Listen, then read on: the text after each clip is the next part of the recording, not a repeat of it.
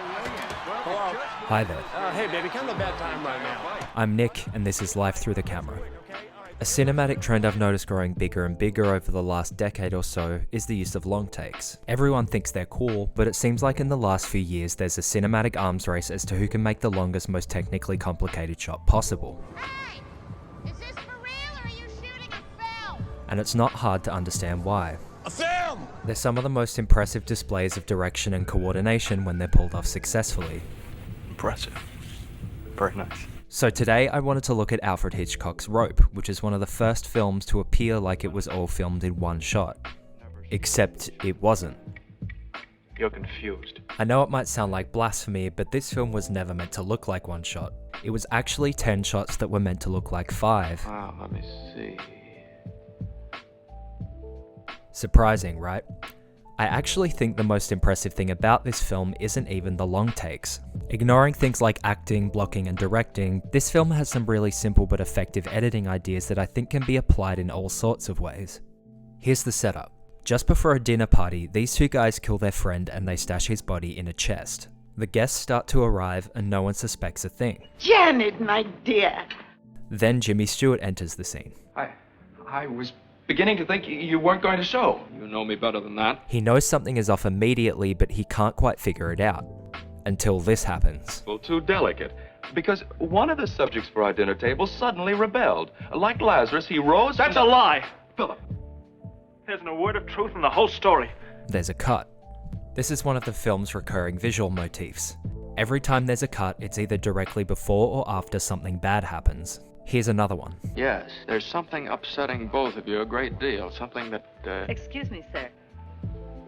First, there's a cut, and then a few seconds later, I'll help you with that, Miss. Oh, thank you, Mr. Cadet. That's all right, Mrs. Wilson. they're almost caught. This might seem like a gimmick, but you can use this as a jumping off point for finding unusual ways to edit a scene. Let's look at two scenes that use editing in two completely different ways. Did you know about this? You want to think about removing yourself from this environment, Doctor? I was in Calcutta. I was pretty well removed. Loki is manipulating you. And you've been doing what exactly? The only motivation for the cuts in this scene are which person is speaking. Compare that with a scene like this. It's not a problem. They're just down in the basement. Not many people have basements in California. I do. Where every cut is motivated by action and gets us closer to the next location. Are you sure there's nobody else in the house? Would you like to go upstairs and check? So here's a few simple ways you can use a cut as more than just a way to link shots together. You can use a cut to show the similarities between two people.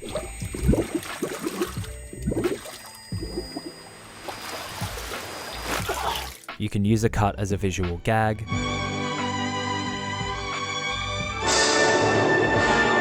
You can use a cut to show someone having a realization.